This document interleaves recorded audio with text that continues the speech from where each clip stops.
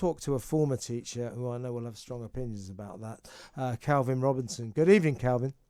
Good evening, gentlemen. How are you doing? Very well. Now, you know what schools are like. The picture I'm painting of places where young minds are brainwashed by teachers who are not so much left-leaning, some of them are left-wing fanatics. I mean, this is real, dangerous, and it's happening right now, isn't it? It is. It's a very sad state of affairs. Between 70 to 80% of teachers vote left-leaning. Between 80 to 90% of academics vote left-leaning. They're all Remainers and they're all left-wingers. But they don't see a problem with that because the only diversity that's important these days is skin deep, unfortunately. It would be great to see some diversity of thought and opinion in education. And that's exactly what this school chaplain was talking about recently, this Father Bernard Randall. Yes, what a story! I mean, what a story that was. Now, we just had a call in. I sort of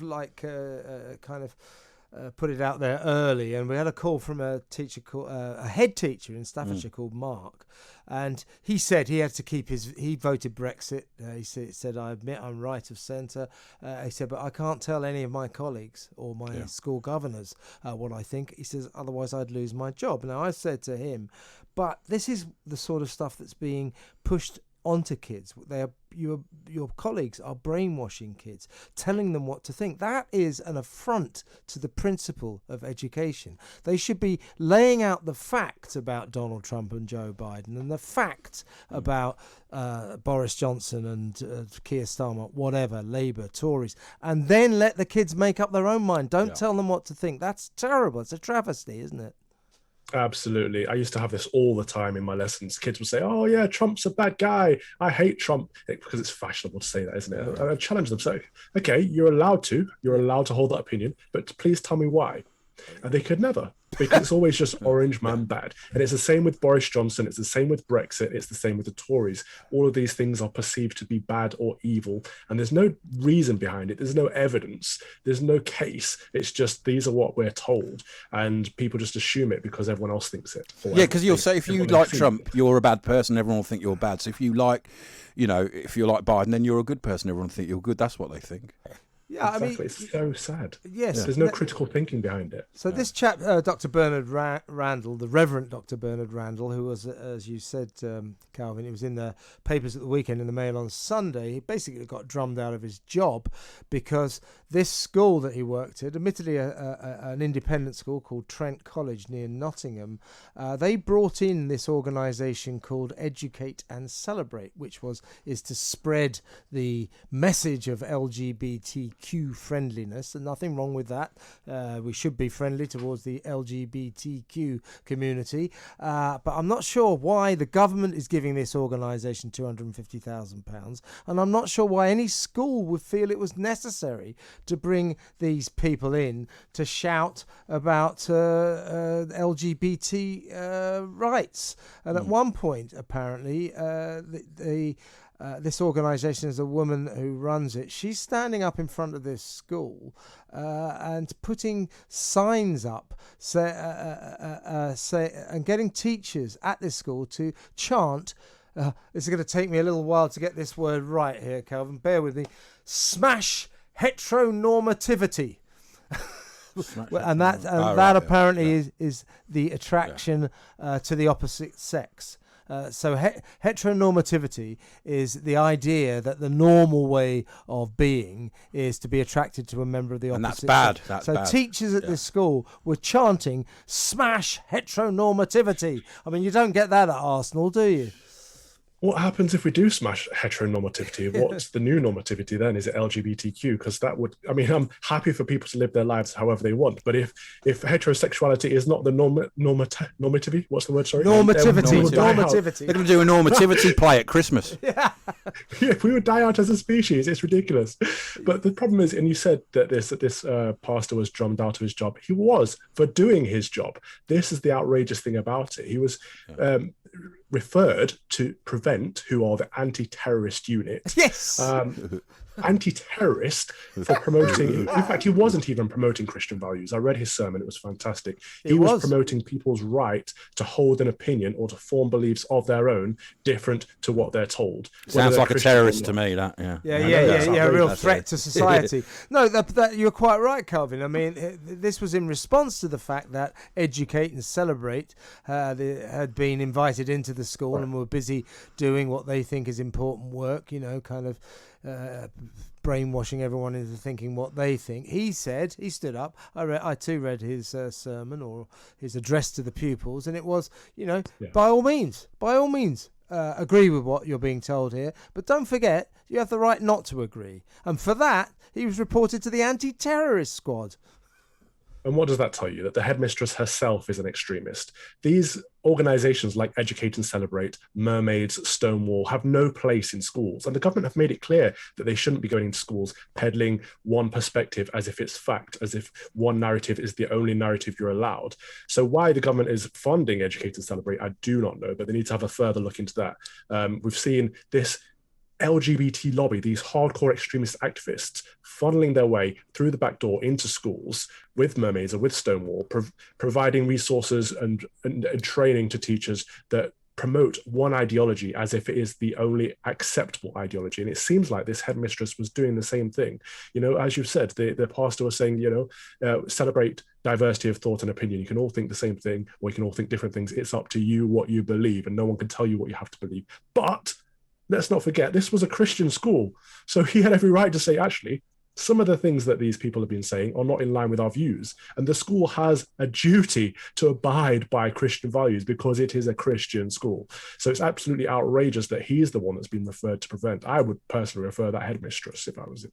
Yeah, I totally agree. Now, Calvin, why are so many teachers so left-wing? What is going on? I mean, when I was a kid, at school, I mean, admittedly it was way back in the 1800s, but and when I was at school, teachers let you know what they think because they used to hit you if you misbehaved. But so it was a fairly long time ago. But there was no suggestion. In fact, it was a very sort of middle of the road profession, usually inhabited by people who sort of belonged to the local golf club and probably old style conservatives. I think it all began certainly conservatives with a small c. Yeah. How did it come to be that we now have a profession that is infested, the vast majority of them, with left-wing extremism? It's a good question. I think it's because we've lost focus on social mobility. Ash mentioned Thatcher right there, good name to drop, the best peacetime prime minister we've ever had. And she had a good strong focus on social mobility, in that education was the best route out of poverty, the best route out of disadvantaged environments. It was the best chance of success in life. And we've lost that emphasis somewhere along the lines, and people have forgotten how important education is. Even teachers themselves these days think they want to be more progressive and liberal and pass on values through education rather than knowledge. And knowledge is what we're there to do, impart it, not to pass on agendas, whether they're political or otherwise. And it comes from, this extremist left neo-Marxist movement that's taken over our public institutions, including teacher training. There's this disdain for our country, its history, its traditions. It comes from university as well, doesn't it? They're all left in university. Absolutely. Well, let's not forget, Ash, most of these teachers, they spend their life in school, go to university, go back to school. They've never spent any real time in the real world. And as much as I respect teachers for working blooming hard, I know that, having worked in schools for a long time, they still all have this one groupthink mentality. There are very few teachers with conservative opinions, and that's because they've never been invested in the real world. And you'd be shunned if you had that from the community of teachers. Yeah, that's what Mark, our head teacher, who phoned up, he said, I can't say what I think because, he'd been more than shunned. He said, I'd be cancelled. I'd probably lose my job. Why aren't teacher training colleges stressing to their students the importance of neutrality when it comes to politics, and the fact that it isn't their job to teach political leanings, political values? It is their job to teach knowledge, and it's their job, I would suggest, to be studiously neutral when it comes to politics and political outlooks when they're talking to their kids. Because they don't believe that. They believe that they are right and they have the superior moral high ground, and they want everyone else to think and act like them. They are entirely woke. They believe that there are 100 genders. They believe that all white people are racist. So let's make it illegal, like we're going to make cancel culture illegal. This is part of cancel. Absolutely. Let's make it illegal to give political opinions in school. Yeah, Well, it is illegal. That's the problem. It is. right. It's just not enforced. Right. The Education Act of 1996 says that it's illegal. You have to be politically neutral in schools. But who's enforcing that? What we need to do is hold the government to account, to put pressure on Ofsted so that they are holding schools to account. And then we're abiding by the laws that we already have. But Ofsted are probably woke, though, aren't they? Ofsted, I'm sure they're probably full of... Ofsted's all right. Her Majesty's Chief Inspector is pretty good on this stuff. But it's, as an institution, there's a lot of going on there. Yeah. But, when I was teaching, I accidentally declared that I was a conservative at the time. Someone asked me, dangerous. How you vote in a general, sorry? I said very dangerous. Very dangerous. Yeah, I know. I didn't realise that. I hadn't been teaching But do they find it hard to approach you with that? Because, you're a black person, and so they're probably a bit confused on what they should say there. What happened when you said you were a conservative? Because I used to be in industry, I'd sit next to someone who was a Lib Dem on one side and a Labour voter on the other side, and it was very diverse, and there were people from all different backgrounds. And I went into education, and I said, okay, they said, who are you voting for? I said, Conservatives, thinking nothing of it. And they were they were flabbergasted. Jaws were literally dropping. And from that point on, I was the Tory. And people would come up to me whenever the Conservatives put a policy in place that they didn't like and come to me to complain as if it's my fault. It's just ridiculous. But what I don't understand, Calvin, at the risk of sort of repeating myself in a slightly different way, is, teachers, I would humbly suggest, perhaps naively, are not by definition stupid. Can they not see that the idea of trying to brainwash children into what they think is kind of brainless? It's stupid. It's a stupid thing to do to a generation or generations of children. Why don't teachers recognise this? I think because they see us as evil. They see people on the centre right as actually evil and bad, not just wrong. And that's, it's a cliche, but on the right, we tend to see the left as wrong. On the left, they tend to see the right as bad or evil. And that's the core essential problem right there. We need to break that down, because for them, we're fair game to attack, whether it's Boris Johnson, Donald Trump, or Brexit. It's fair game to attack people that believe in these people and these things because they are a danger to our society. Whereas the actual danger, the irony behind it all, is that they are, because they're peddling their own political opinions onto vulnerable young minds. And that is not okay, and it is illegal, and it's something. It's a disgrace and a really, really worrying, pernicious thing to be happening. What can we do to stop it? Is there anything we can do to stop this tidal wave of political absurdity? Absolutely. Parents need to stand up and ask their schools, what is my child being taught? Because we've got like these LGBT groups, we've also got Black history groups, we've got a load of political activists now approaching schools, providing schools with free resources, going in to provide free workshops, or being paid to do it on our money. And we need to know about these things, and parents need to know what's going on in schools more. And the best way to do that is to find out from your head teacher. And then you can hold them to account personally, because the school is accountable to the parents at the end of the day. And if they're teaching woke nonsense that you think goes against the school's principles or goes against your personal principles, you have a right to know it. And of course, you can vote with your wallet and move your kid to a different school. But of course that's very, very difficult for lots and lots of parents.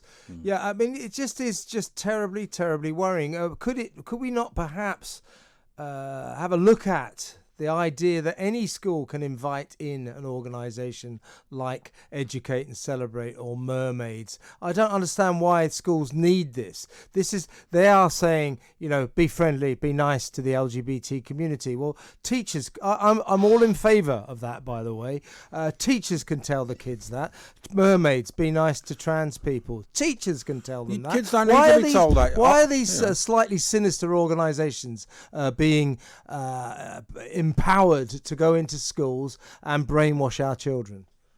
Yeah, they're not going into schools to tell us to be nice to LGBT people or people within that community, because that's what schools do anyway. Schools are very, very good at these days on anti-bullying and on working on inclusivity. What these lobby groups do is they go into schools and say things like, a person's psychology can be changed, or their physiology can be changed rather, to match his or her claimed gender, or say things like, there are not just two genders, you can be non-binary or gender fluid at the same time as affirming and denying gender stereotypes. So they're peddling ideologies and nonsense. They're not telling kids be nice to your gay classmate. They're going much, much further than that and being activists, and it's inappropriate.